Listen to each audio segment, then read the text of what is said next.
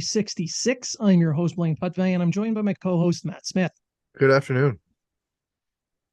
And what an afternoon it is. It's a beautiful sunny Saturday out here in the Maritimes. I don't know what it's like in your neck of the woods. Is it smoky and No smoke. We got lots of rain. it's dissipating the smoke, It is. or just sending it down south where it belongs? You got it. Well, it's like I said, it's a beautiful, beautiful day out here and up in Canada. Um, which means it's summertime and it's the dog days of the hockey season, which means there's almost nothing. That is why we've slid to one show a week because we can only make up so much stuff. So much we can do. Yeah. Uh, I know that Treg would have loved to have been here, but like I said, it's summer. There's family things on the go. He is an elderly grandfather and needs to spend time with them before the end comes.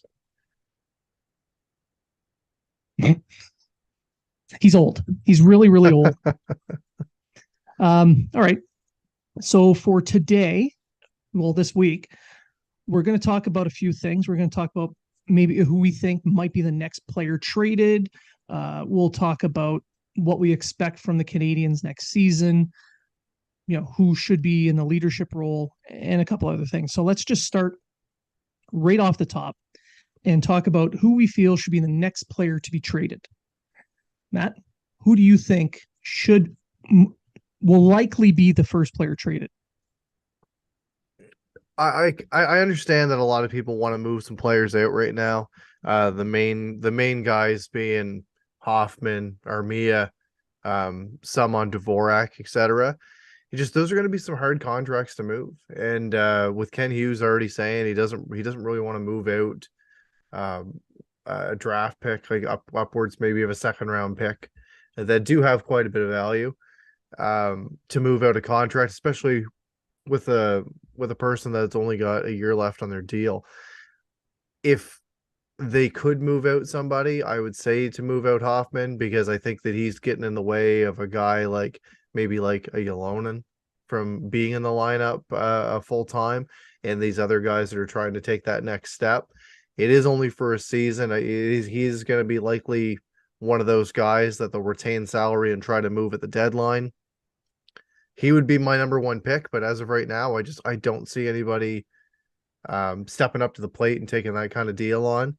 And if the Canadiens are unwilling to just give up the contract with a draft pick or with a prospect or something to get nothing back, like what we've seen with other deals, like with Josh Bailey, for instance, then I don't think it's going to happen. And I think that right now you're going to see these veteran players come to training camp, and unfortunately they're going to push out guys that might deserve it a little bit more than them, and they might have to wait a little bit of a year or wait till an injury, which is something that with the Canadiens lately, it's just kind of inevitable, and they're kind of the next guys that are going to be up and have that opportunity. We saw it with Harvey Pinard last year, and that bode well for him. He got a contract out of it. But right now, if it isn't one of those, like if it isn't Hoffman, I would say it's Armia. But even then, I think that there would have to be some sort of sweetener in that deal. Yeah, I mean, I think you're right. I think having these older players moved out would be helpful. You've got guys like Slafkovsky and Harvey Pinard and Ylonen and several on defense. They're all waiver eligible, which Yeah. means And Armia is not an old guy. Armia is only 29. No. Right. And he still Yeah. does bring something to the team when he's healthy and when he's engaged. He is a tremendous penalty killer. He can do those right things. It's the 5-on-5 and it's the inconsistency that he has, right? Like the year that he got that contract, he looked like a whole other player. Like he looked like that player that was that former first round pick. and And then he has just I've got a theory on digressed from why. there. Yeah, and I agree. He absolutely has. And I have the theory as to why he played the way he did and he looked the way he did and he's playing the way he is now. He shows up when the games matter. He'll Yeah, put in the effort yeah. when games And matter. we saw it. If We they saw it when don't, he played for the World Championships. yeah, exactly. And when the games don't really matter that much, or he's just going through the motions, that's all he does. He just shows up and plays a robotic style game, and he's completely ineffective. Yeah, He needs that added pressure to have the motivation to actually put in that effort, which unfortunately, that's part of the reason why he's fallen from being a 16th overall pick to being a bottom six player, right. and he only plays well when games matter. Yeah, Really, like we saw it in the playoffs. So for the Canadiens to move him, they have to basically give him away, and whoever gets him, if they're a contender, they'll get some decent hockey out of him. yeah, yeah. And the only other guy that I brought up was Christian Dvorak, and I think that he's on the say the lower end. I think he's got the highest Yeah. value right now, but depending on I know we're going to talk about Newhook later on, Yeah.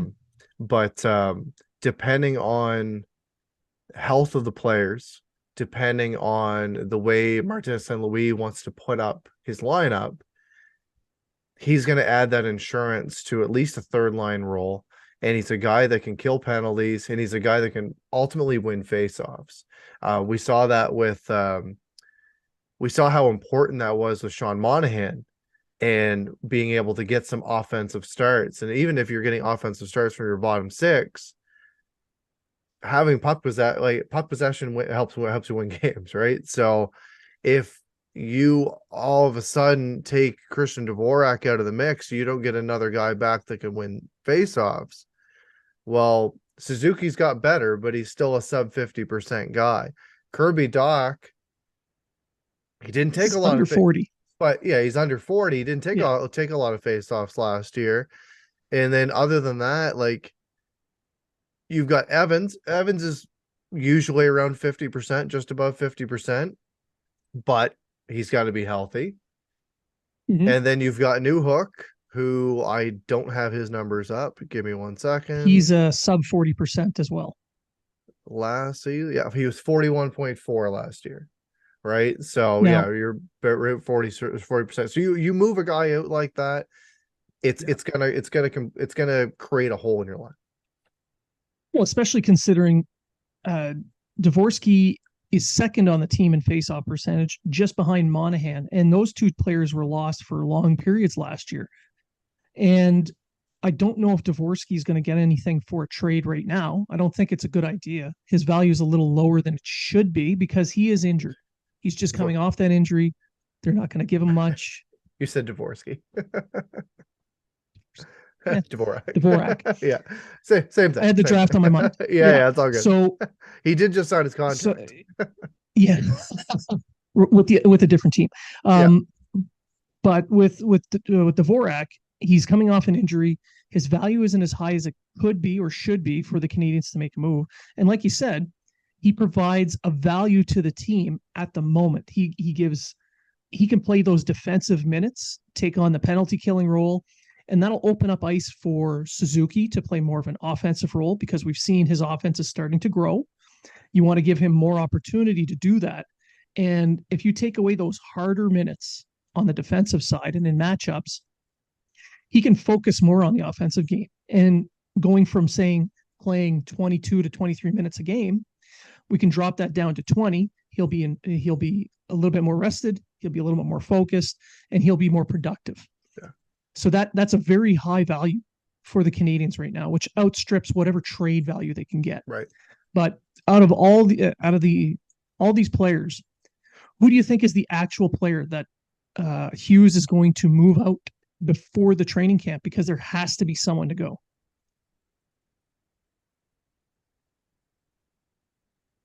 Like I'm looking up and down the lineup, and like it's gonna really depend on how they look at their lineup, because like, say you move Dvorak out, that means you're gonna move either Newhook, Dach, Monahan to center, right? All they can all play center, but they've all found themselves on the wing as well. So if you look at your top two centers right now, let's just say they're Monahan and Suzuki. Okay. You've got Dvorak as your three, you got Evans as your four. You've got to find spots for those other guys. So even like if you move Dvorak out, you move Monahan down to your third C. Then all of a sudden, who are you going to move in on those wings? Like, are you going to put a Ylonen on there? You're going to put a Harvey Pinard on there. You're going to put Slavkovsky on there, etc. Like, who fits with who, right? And I saw that like when Monahan was playing on the top line, he's not a long-term top line guy to play with Caulfield and Suzuki, but he was effective, as was a guy like Josh Anderson, as was a guy like Kirby Dach, etc. And having a guy that can win faceoffs, even say to play with Kirby Dach, is going to be beneficial, even if he wins the draw and then shifts her in the play to the wing. So I it's hard to say. I would say that they're going to try to move Armia. Yeah. That's what I'm thinking. But if you're looking at actual value and maybe teams might be perhaps calling on, I would say it would be Dvorak. But I think Armia would be the guy that they would like to move. I can see them wanting to move Armia because of his contract, 3.4 million for the next 2 seasons. But to move him out, you're going to have to take back something. So I put out an article with the hockey writers beginning of June that talked about trading Armia to Washington, which would then be able to take advantage of the whole contender status where he'd actually put in the effort. You know, he's a Kovalev and he plays 1 out of 10 games instead of 5. So you send him to Washington, but Washington's not going to just take on cap like that because they have a cap issue as well. They got to buy a whole new blue line. So maybe they have to give up someone like Amantha, who has 5.7 on the cap, but it's only for this season. So now you get rid of that cap hit for next year, and you play out the season with this guy who you don't care if he stays or goes or whatever happens. The problem being, you're not opening up a roster position for those younger guys. It's not ideal. Yeah. You're essentially moving money, stacking all the money from the 2 years into 1 year and opening up the following season. Right. Which is helpful cap wise, but not development wise for young guys. So maybe it'll be time for Hughes to actually think about packaging a player up with a draft pick just so somebody will take him. Right. Like Chicago has it might be something they've got to look at. Like, yeah, as much as you don't want to give somebody away for free, it might be something they might have to look at to kind of accelerate the rebuild. Right. When you think about all the prospects that they have, I mean, Byron Bader has put Montreal as second best in the entire league. He says that there's 30 NHL NHL level players in their prospect pool, and the Canadiens have had a shitload of picks over the last few years. And next year they got another 10 or 11 picks again. Yeah. So why not give up a pick just so they can get rid of that contract? So like a Hoffman to Chicago, for instance.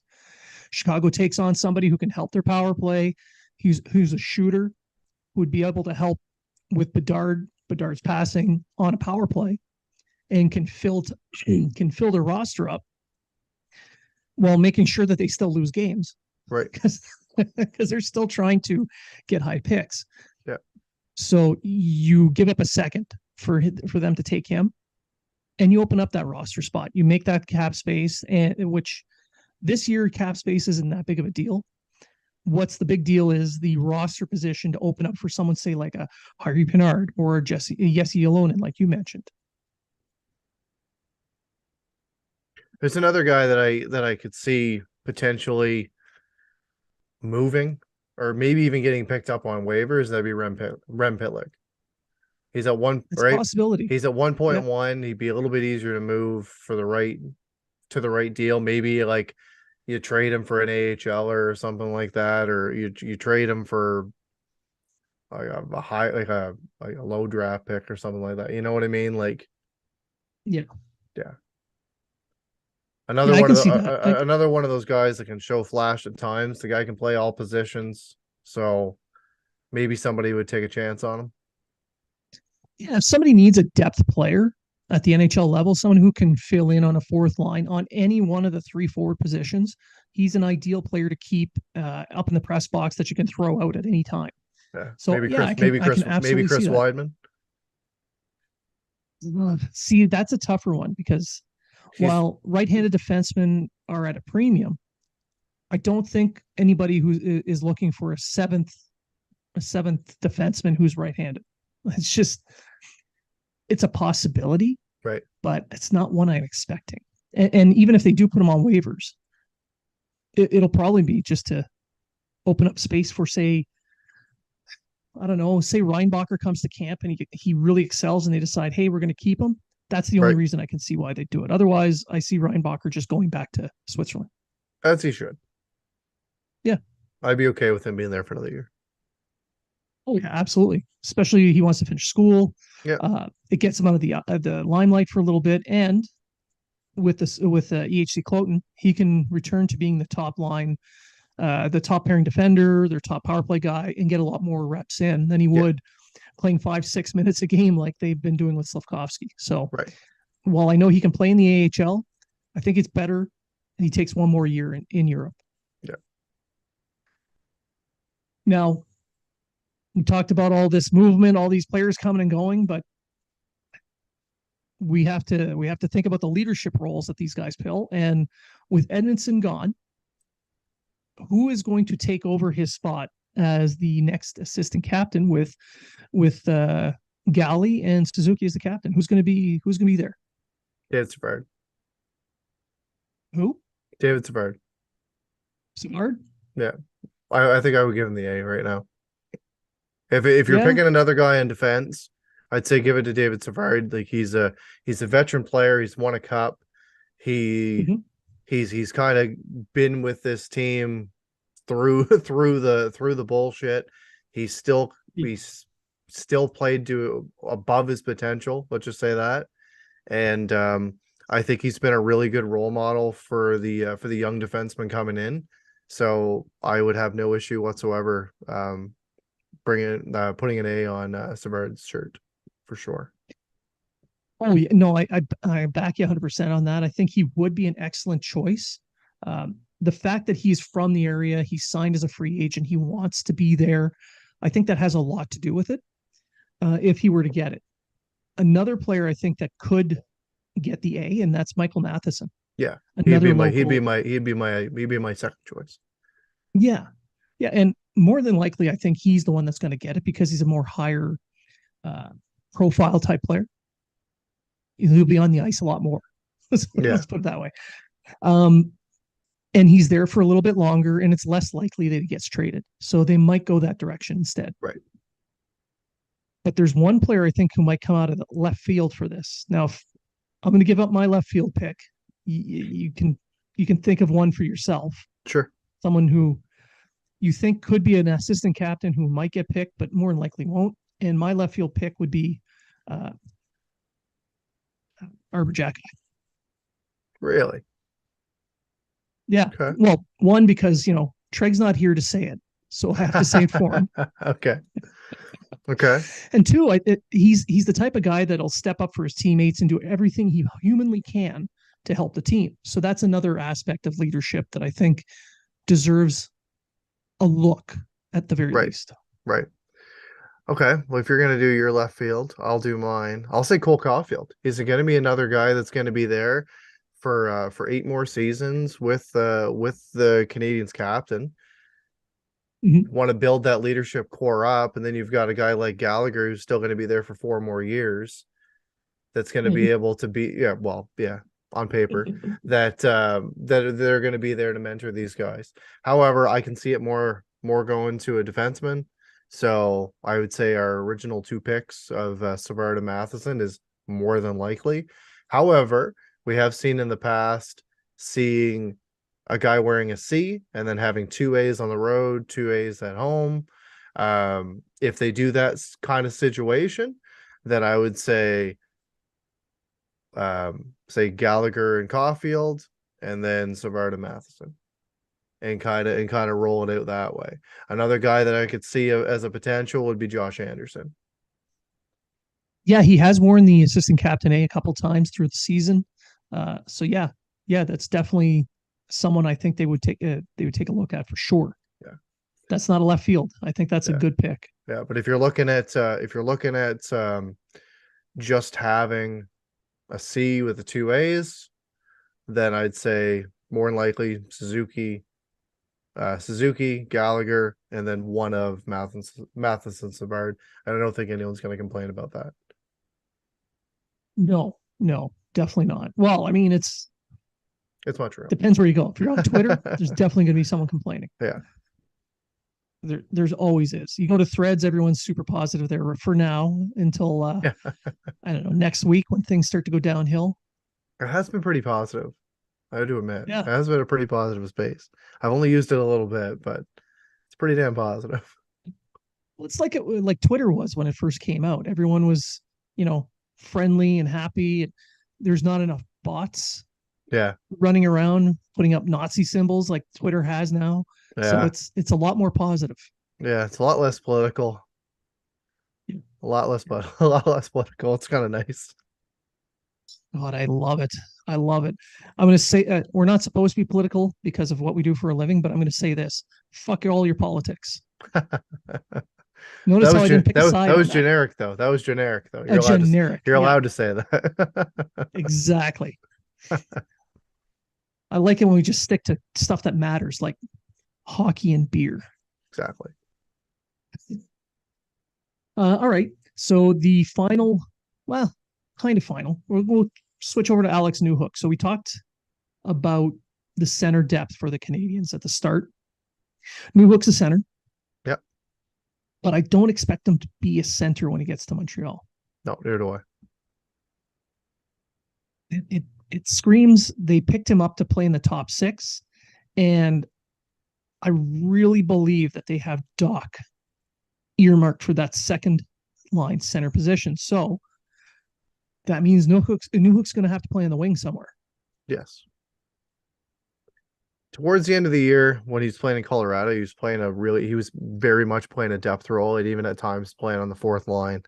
And it was kind of surprising to see, because with the amount of injuries that Colorado had, they gave him some opportunity, but a lot of the times they went with JT Compher, they went with was it Rodriguez, right? They went with those guys, or Rodrigue, and both of those guys have now moved on, right? As has Newhook, obviously being traded from Colorado, but Colorado went out to kind of maybe do a stopgap, and they picked up Ryan Johansson from Nashville, right?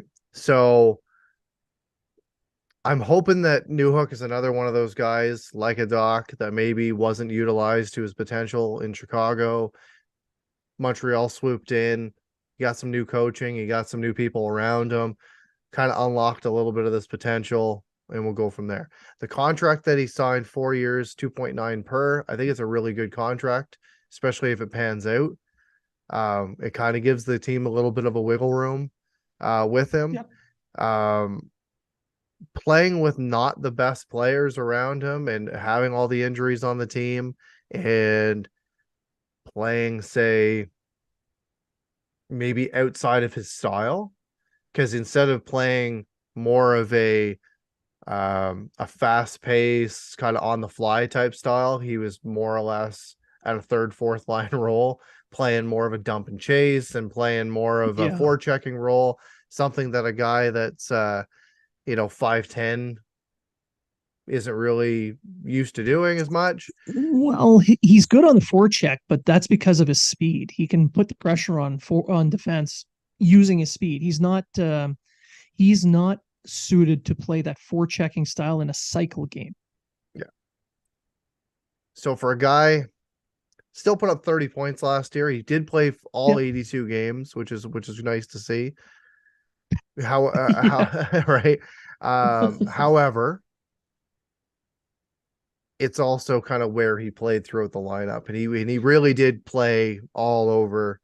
Yeah. And I really do think that, say, if a guy like Landeskog would have been healthy, that maybe he would have saw a little bit more time, saw a little bit of time with him, and maybe been given that role as a 2C a little bit more and having a little bit more skill around him.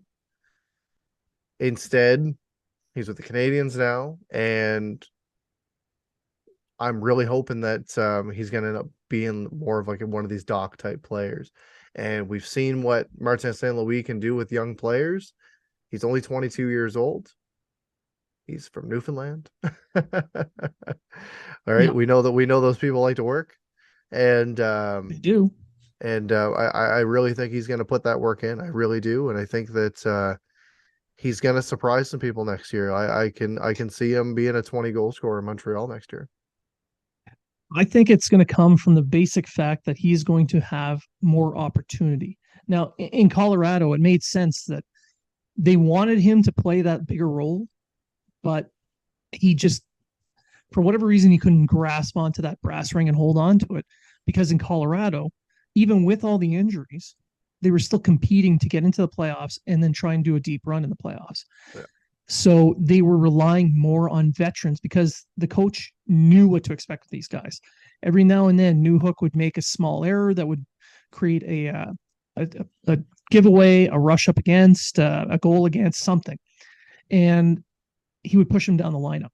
In Montreal, under St. Louis, who at the moment doesn't seem to care as much about the mistakes as long as you're not making the same ones over and over again. He's going to get the leeway to make those mistakes and learn from them. And if you, and without having to worry about moving down the lineup or off the lineup. So just that alone, I think we're going to see a big jump in his play. There's going to be warts to his game, and we're going to see them throughout the season. But I believe that the progression for him, we're going to see a big sharpward upward spike like we saw with Doc. It wasn't a perfect spike. There was ups and downs, but it was steadily moving up. So that's my expectation to see from him, especially if he's on the wing. This is a guy whose game is built on speed, and the Canadiens' offense is built on transition with speed. So you put him on the wing, he'll be able to blow past defenders with speed.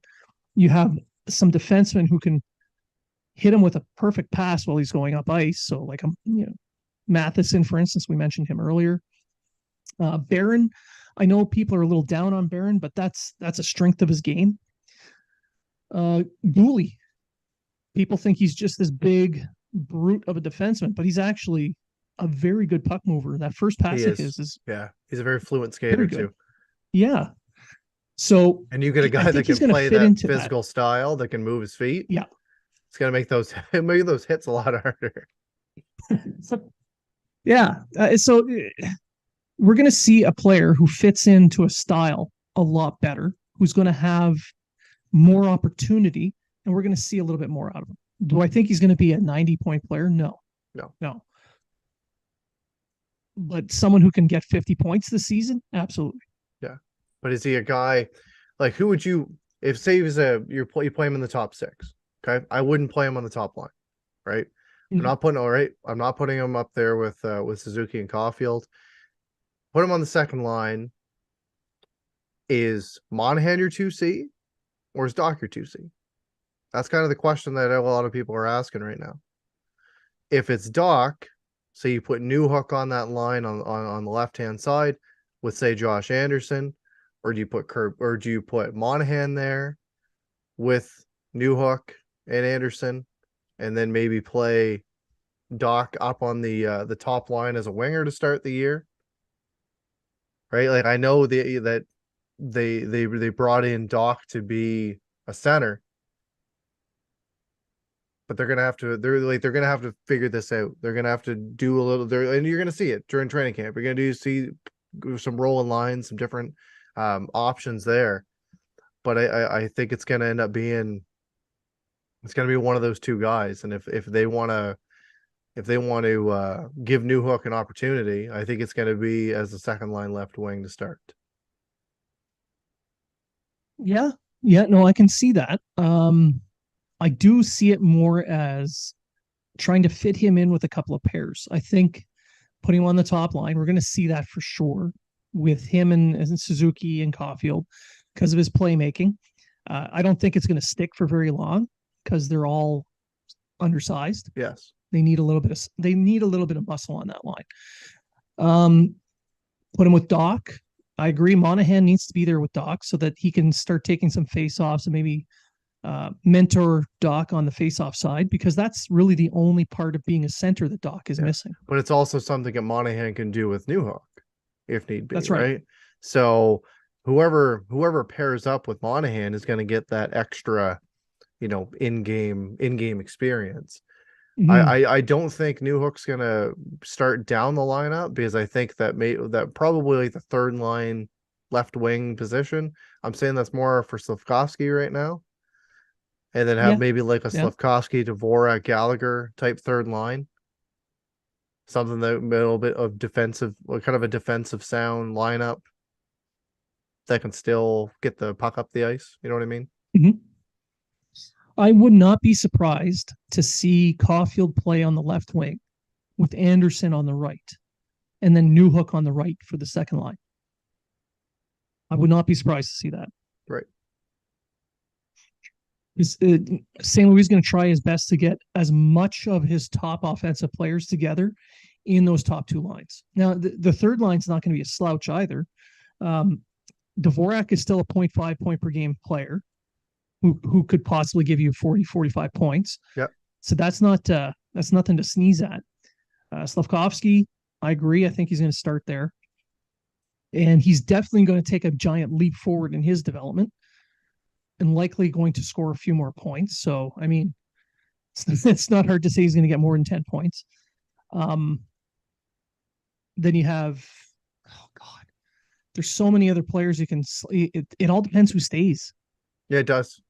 Because like some people like you and we're still like, we just talked about the top 9 and we didn't even talk about Harvey Pinard. And that's the thing. Right. That's why it all depends who stays, because if Harvey Pinard stays, he's going to be in that bottom 6. Yeah. Somewhere.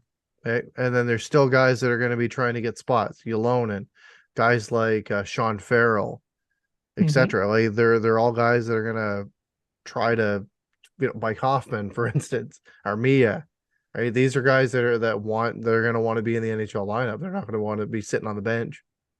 So Phil Machar, Joshua Roy, Owen Beck might be fighting for a center position. Like, I know that a lot of these guys are expected to play in the minors or back in junior, but we don't know what's going to happen at camp yet. It's true. That's true. And there's still time for moves to be made. So Ken Hughes, and Hughes did say if you're listening, which you probably are. Oh, of course. You're on the clock. You're on the clock. And he might be looking to make these moves, not to make room for Harvey Pinard or for anyone else, but he might be doing it to make room for Elias Anderson. Right. I know a lot of people say, no, that's silly. That's not going to happen. But or when he offers you the Rangers for Lafreniere, what? Did I say that? I said it out loud. Sorry. Hey, you bring in a Ranger connection, I throw out a Ranger connection, right? Well, they're just going to trade Hoffman straight up for him. Yeah. So because that's how it works, right? Yeah. Garbage in, garbage out. It's always the way it works.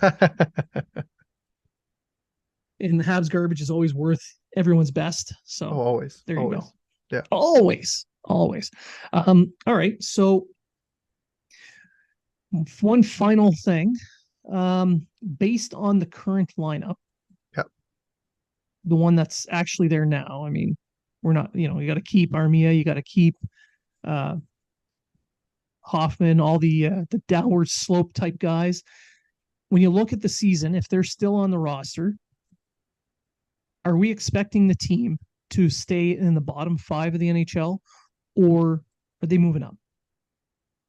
if they stay healthy, that's a big if, right? Yeah. Unfortunately, I have a glass table, so I can't knock, right? But if they can stay healthy, I can see them.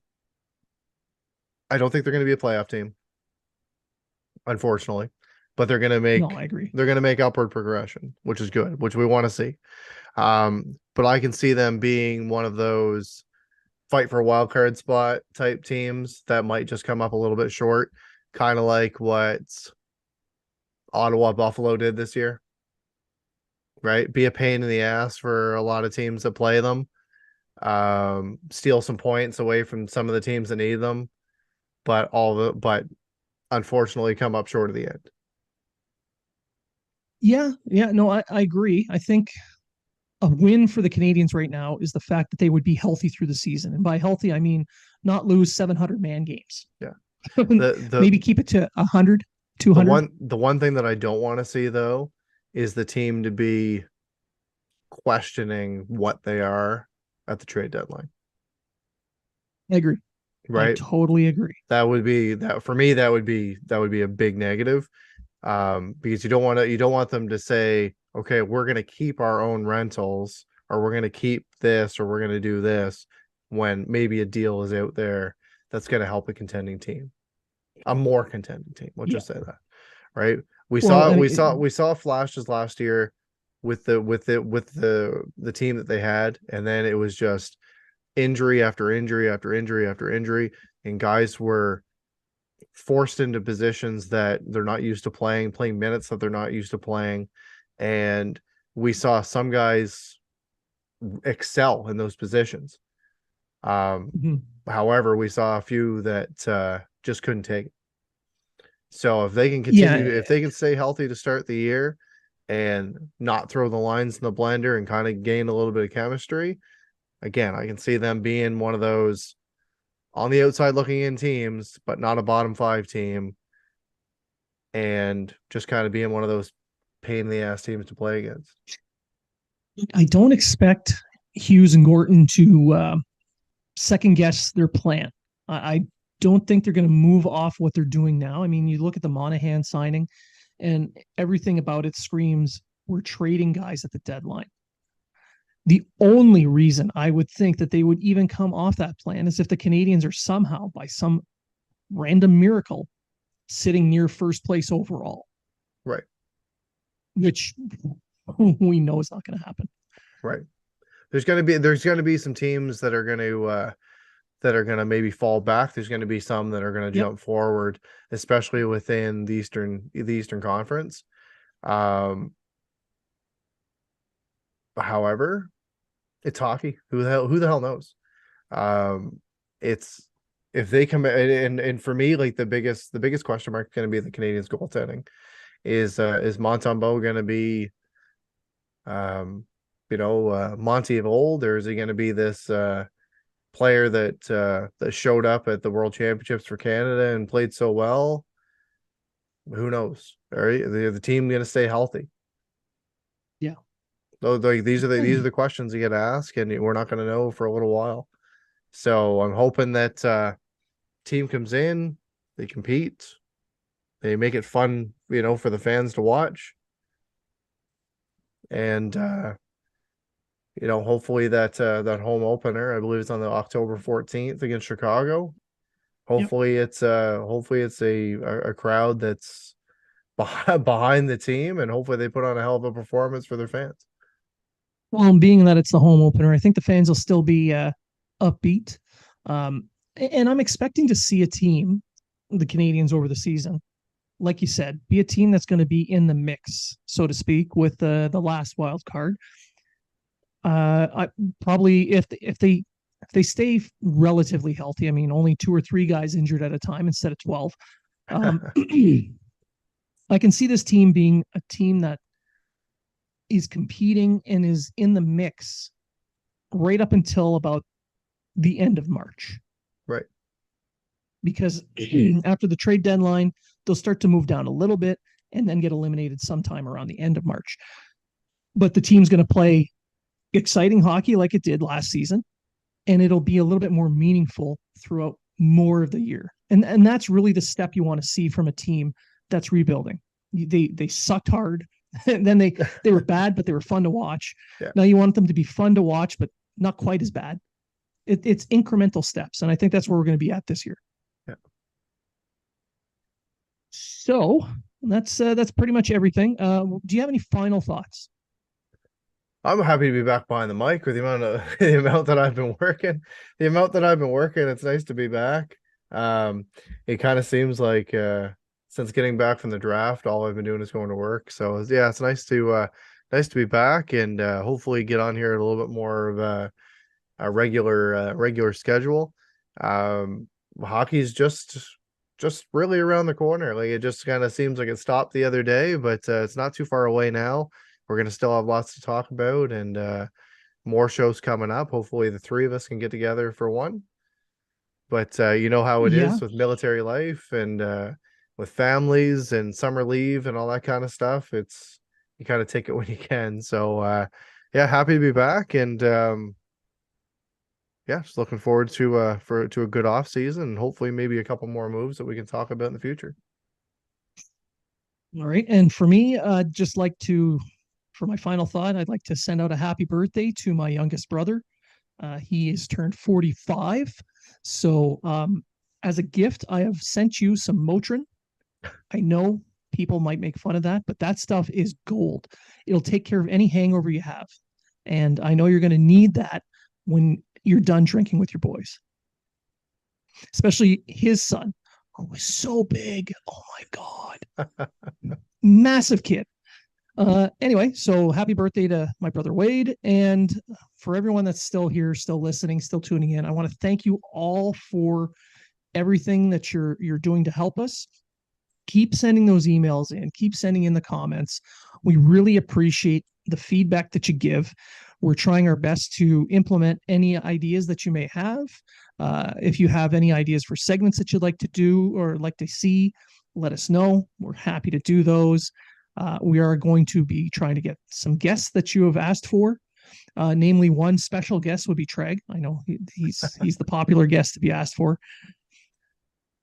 We're doing our best. He's a difficult guy to pin down. He gets all greasy when he works out, so it's kind of like a grease pig and just slides right through. So again, thank you everyone for listening, and remember,